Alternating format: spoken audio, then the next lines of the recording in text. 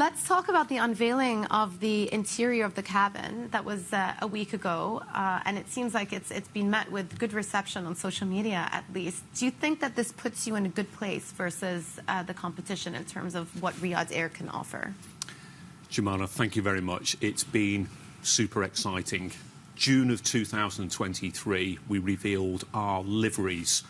And the liveries, of course, were designed to stand out in the crowd in a particularly elegant and fashionable and glamorous way. Paris Fashion Show, we released our cabin crew fashion.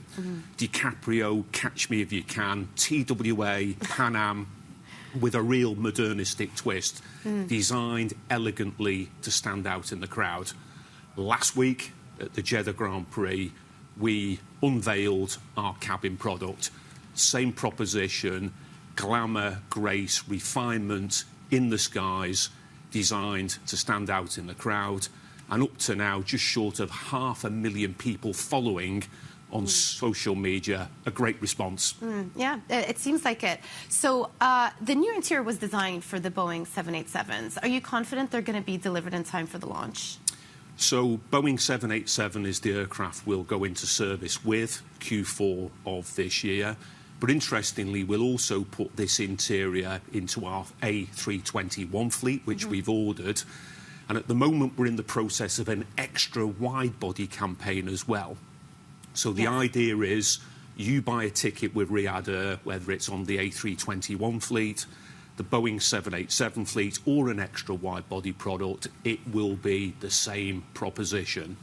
In terms of delivery compliance, Boeing are starting to improve. But of course, those things can change in a heartbeat in our line of business. Yeah, no, of course. So if the jets don't get delivered in time, are you still going to be on track to launch and send planes to the air by the end of this year? I'm just wondering how you square that in the absence of the planes being delivered. Would you therefore consider renting jets? So we'll take the new deliveries, but the good news is now they're actually going down the production line in Charleston, the Boeing production facility. So you and I can go and do an interview standing inside the fuselages of our aircraft at the moment. So we're confident we'll take delivery at the end of this year. And of course, what's going to be inside for the travelling public is the next standard of glamour and grace, the Audrey Hepburn of the sky. Yeah, okay, that's very clear. The last time we spoke was around FI in Riyadh, and you just made that order for the A321s. But you also just spoke to me now about potential wide-body aircraft order that you're thinking of making. When can we expect that to come through? So we're hoping that towards summertime we'll be in a position to reveal which of the manufacturers has been successful for an extra wide-body aircraft.